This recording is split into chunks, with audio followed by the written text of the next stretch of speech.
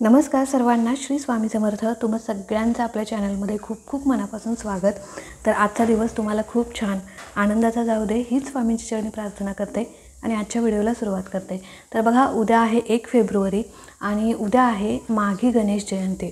तर माघी गणेश जयंतीला आपल्या हिंदू धर्मामध्ये खूप खूप खूप अनन्यसाधारण महत्त्व आहे. बघा, या जयंतीला किंवा या गणेशोत्सव म्हणू आपण, कारण बघा काही ठिकाणी ना, काही शहरांमध्ये, काही गावांमध्ये, काही खेड्यांमध्ये या गणेश जयंतीला मोठ्याने अगदी उत्साहात गणेशोत्सवसुद्धा साजरा केला जातो. जसं की आपल्याकडे म्हणजे आमच्याकडे गणेश चतुर्थीला जे ऑगस्ट सप्टेंबरमध्ये जो गणपती उत्सव होतो त्यावेळी जसं की आपण गणपती घरामध्ये बसवतो 5 दिवस 11 दिवस, तशाच प्रकारे या गणेश जयंतीलासुद्धा माघी गणेश जयंतीलासुद्धा काही ठिकाणी गणेशोत्सव साजरा केला जातो. त्यामुळे ही गणेश जयंती जी आहे ती खूप महत्त्वाची आहे. आणि या गणेश जयंतीच्या दिवशी आपण म्हणजे गणपती बाप्पांची कशी पूजा करावी, त्याचबरोबर अभिषेक काय करावा आणि त्यांची पंचोपचार पद्धतीने पूजा कशी करावी, त्याचबरोबर सगळ्यात महत्त्वाचं म्हणजे ज्या मुलामुलींचे विवाह जमत नाही आहेत, विवाह जमण्यासाठी अडथळे येत आहेत, त्यांच्यासाठी अत्यंत प्रभावी आणि अत्यंत साधा सोपा उपाय आज मी तुम्हाला सांगणार आहे. तर हा उपाय जो आहे तो या उपायासाठी जे आहे ते हळद आणि तांदूळ आपल्याला लागणार आहेत. आणि एक दुसरा उपाय आहे. बघा, आपल्या आयुष्यामध्ये बऱ्याच काही इच्छा असतात, मनोकामना असतात की बऱ्याच दिवसापासून त्या पूर्ण झालेल्या नसतात किंवा आपण कितीही सेवा केलं तरी त्या म्हणजे पूर्णत्वास जात नाहीत. तर उद्याच्या दिवशी जर तुमच्या इच्छापूर्तीसाठी, मग ती तुमची कोणतीही इच्छा असो, माझी ही इच्छा पूर्ण होऊ दे म्हणून तुम्ही जो काही मी दुसरा उपाय सांगणार आहे, जो की आहे 21 दुर्वांचा, तो उपाय जर तुम्ही कराल तर नक्कीच तुमची इच्छापूर्ती होईल आणि गणपती बाप्पांचा आशीर्वाद सुद्धा तुमच्या पाठीशी राहील. सेवा करत असताना, उपाय करत असताना आपल्या मनामध्ये श्रद्धा पाहिजे. कोणताही उपाय करत असताना तो उपाय मला लागू पडणारच आहे आणि हा उपाय मी अगदी विश्वासाने, श्रद्धेने करत आहे, असा भाव आपल्या मनामध्ये पाहिजे. तरच त्या उपायाचा लाभ आपल्याला होत असतो, त्या सेवेचा आपल्याला लाभ होत असतो. तर बघा, सगळ्यात पहिले तर उद्या आहे माघी गणेश जयंती. तर सगळ्यात पहिले उद्या गणपती बाप्पांची पूजा कशी करायची आणि सेवा कोणत्या करायच्या, तर जे काही 2 उपाय आहेत, जो पहिला उपाय विवाहासाठीचा आणि दुसरा उपाय जो इच्छापूर्तीचा, ते दोन्ही उपाय मी शेवटी सांगणार आहे. त्यामुळे व्हिडिओ शेवटपर्यंत बघा. तर सगळ्यात पहिले आपण बघू की उद्या गणपती बाप्पांची पूजा कशी करायची. तर सगळ्यात पहिले आपले छानपैकी आंघोळ वगैरे करायची, घर वगैरे स्वच्छ करायचं. त्यानंतर प्रत्येक घरामध्ये ना गणपती बाप्पांची मूर्ती असतेच. चांदीची असेल, पितळेची असेल, जी ही मूर्ती असेल, किंवा जर तुमच्याकडे मूर्ती नसेल तर फोटोची सुद्धा आपण पूजा करू शकतो.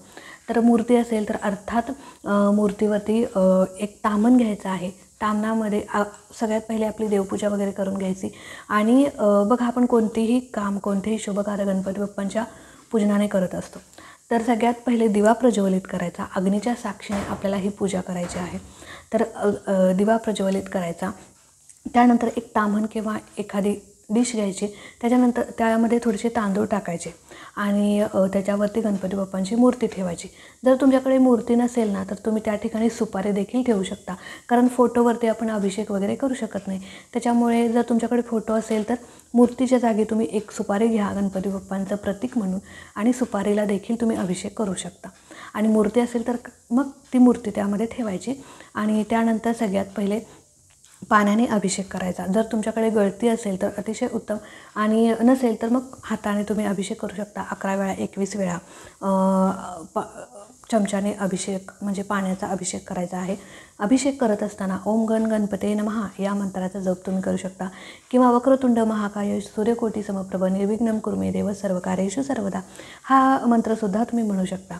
सगळ्यात सोपं की ओम गण गणपते नमः या मंत्राचा जप करत तुम्हाला अभिषेक करायचा आहे. अभिषेक पाण्याने केल्यानंतर तुम्ही दुधाने देखील करू शकता, पंचामृताने देखील करू शकता, किंवा नुसतं पाण्याने देखील केलं तरी चालेल, काही हरकत नाही. ते जे काही अभिषेकाचं पाणी आहे तुमच्या घरातील सगळ्या व्यक्तींनी तीर्थ म्हणून प्राशन करायचं आहे. जर थोडं राहिलं तर तुम्ही झाडाला देखील घालू शकता. आता अभिषेक वगैरे झाल्यानंतर गणपती बाप्पांची पंचोपचार पद्धतीने पूजा करायची आहे. तर पूजा कशी करायची बघा. रोज तर आपण पूजा करत असतो, पण उद्या आहे माघी गणेश जयंती, त्यामुळे छोटीशी अशी वेगळी काहीतरी पूजा मांडणी करा. छोटासा पाट घ्या, चौरंग असेल तर चौरंग घ्या, त्याच्यावरती छानपैकी लाल वस्त्र अंतरा. गणपती बाप्पांना लाल कलर खूप प्रिय आहे. त्याचबरोबर लाल वस्त्र अंतरल्यानंतर त्याच्यावरती थोडेसे तांदूळ ठेवा, त्याच्यावरती गणपती बाप्पांची मूर्ती ठेवा आणि एका साईडला आपण पिण्यासाठी पाणी ठेवा, एका साईडला घंटी ठेवा. त्याचबरोबर गणपती बाप्पांना नैवेद्य म्हणून तुम्ही मोदकांचा प्रसाद दाखवायचा आहे. 11 मोदक किंवा 21 मोदक, 51 तुमच्या यथाशक्तीने तुम्ही मोदकांचा नैवेद्य दाखवायचा आहे. आता सेवा ही सगळी पंचोपचार पद्धतीने, त्यानंतर हे सगळं ठेवून झाल्यानंतर तुम्हाला धूप दीप अगरबत्ती लावून गणपती बाप्पांची पंचोपचार पद्धतीने पूजा करायची आहे. त्याचबरोबर पूजा वगैरे करून झाल्यानंतर सगळ्यात महत्त्वाचं म्हणजे तुम्हाला गणपती बाप्पांना दुर्वा अर्पण करायचे आहेत. 21 दुर्वा, 11 दुर्वा तुम्हाला उद्या जरूर अर्पण करा. कितीही मिळालं तरी थोड्या कवीना म्हणजे 11, 21, 51 जोडी तुम्ही गणपती बाप्पांना, एक जरी जोडी 11 दुर्वांची मिळाली म्हणजे तुम्हाला भेटली तर ती अर्पण करा. आणि सगळ्यात महत्त्वाचं म्हणजे गणपती बाप्पांना उद्या लाल जास्वंद जर मिळालं तुम्हाला फूल तर नक्की अर्पण करा, कारण गणपती बाप्पांना लाल जास्वंद खूप खूप खूप प्रिय आहे. तर लाल जास्वंद, मोदकाचा नैवेद्य आणि दुर्वा ह्या तिन्ही गोष्टी उद्या तुम्हाला गणपती बाप्पांना अर्पण करायच्या आहेत. तर आता ही झाली आपली पूजा. आता पूजा वगैरे झाल्यानंतर तुम्ही सेवा करायची आहे. तुम्ही उद्या गणपती अथर्वशीर्ष म्हणायचा आहे. 11 वेळा म्हणू शकता, 21 वेळा म्हणू शकता. त्याचबरोबर गणपती स्तोत्राची सुद्धा तुम्हाला सेवा करायची आहे. उद्या जास्तीत जास्त तुम्हाला गणपती बाप्पांचं नाव म्हणजे जप करायचा आहे. ओम गण गणपते नमः या मंत्राचा जप उद्या तुम्हाला जास्तीत जास्त करायचा आहे. तर ही झाली सेवा. त्यानंतर तुम्ही उद्याच्या दिवशी आपल्याला उपाय कोणते करायचे आहेत बघा. आपण उपाय सेवा रोज करत असतो, पण काही विशिष्ट तिथी दिवशी, विशिष्ट दिवसादिवशी जर आपण काही उपाय केले तर त्याचा अधिक लाभ आपल्याला मिळत असतो. जर हाच उपाय तुम्ही मंगळवारी केला किंवा इतर दिवशी केला तर त्याचा तेवढा लाभ आपल्याला मिळणार नाही जो की उद्या मिळेल. म्हणून उद्याच्या दिवशी तुम्हाला हा उपाय किंवा हे दोन्ही उपाय करायचे आहेत. सगळ्यात पहिला उपाय, ज्यांचे विवाह जमत नाहीत त्यांच्यासाठी मी सांगते, आणि इच्छापूर्तीचा जो उपाय आहे तो नंतर सांगते. तर विवाह जमत नाही आहे, खूप काही प्रयत्न करतो आहे, ठरलेला विवाह मोडत असेल तर त्या मुलीने हा उपाय करायचा आहे. तर आता काय करायचं, थोडेसे तांदूळ वाटीमध्ये घ्यायचे. ही सगळी पूजा झाल्यानंतर देखील तुम्ही उपाय करू शकता किंवा ही सेवा करू शकता. तर आता संध्याकाळच्या वेळी देखील करू शकता. तर थोडेसे वाटीमध्ये तांदूळ घ्यायचे आहेत. त्या तांदळाला ते तांदूळ पिवळे करून घ्यायचे आहेत. आता पिवळे कसे म्हणजे हळद घ्यायची, हळदीचं पाणी त्यावरती थोडं शिंपडायचं किंवा पूर्ण असा प्रत्येक तांदूळ हा पिवळा दिसला पाहिजे. पिवळे तांदूळ तुम्हाला करून घ्यायचे आहेत. त्याच्यावरती थोडंसं कुंकू टाकलं तरी चालेल किंवा नाही टाकलं तरी चालेल, पण ते तांदूळ पिवळे असावेत. तर हे तांदूळ जे आहेत, ती वाटी जी आहे तुम्हाला हातामध्ये घ्यायचे. देवघरापुढे बसायचं, गणपती बाप्पांना प्रार्थना करायची की हा जो काही मी उपाय करते तो माझा लग्न जमण्यासाठी, विवाह जमण्यासाठी करते. तुमच्या डोक्यावर जशा अक्षदा पडल्या तशा माझ्या डोक्यावर सुद्धा अक्षदा पडू देत, माझंही लवकर लग्न होऊ दे, अशी गणपती बाप्पांना प्रार्थना करायची. आणि त्यानंतर तुम्ही ती वाटी हातात घ्यायची, तिथे देवघरापुढे बसायचं आणि 21 वेळा तुम्हाला किंवा 11 वेळा तुम्हाला गणपती स्तोत्र म्हणायचं आहे किंवा अथर्वशीर्ष. या दोन्हीही स्तोत्रांपैकी एक स्तोत्र तुम्हाला म्हणायचं आहे. अथर्वशीर्ष जर तुम्हाला येत असेल तर जरूर अथर्वशीर्ष म्हणा, नसेल तर तुम्ही गणपती स्तोत्र देखील म्हणू शकता. तर ही सेवा तुम्हाला करायची आहे. 11 वेळा 21 वेळा तुमच्या यथाभक्तीने म्हणू शकता. तर आता म्हणून झाल्यानंतर गणपती बाप्पांना प्रार्थना करायची आणि त्यातल्या ज्या काही थोड्याशा अक्षदा आहेत त्या गणपती बाप्पांच्या डोक्यावरती अशा म्हणजे डोक्यापासून चरणांवरपर्यंत टाकायच्या आणि परत म्हणायचं की तुमच्या डोक्यावरती जशा अक्षदा पडल्या तशा माझ्याही डोक्यावरती पडू देत, माझा लवकर विवाह होऊ दे.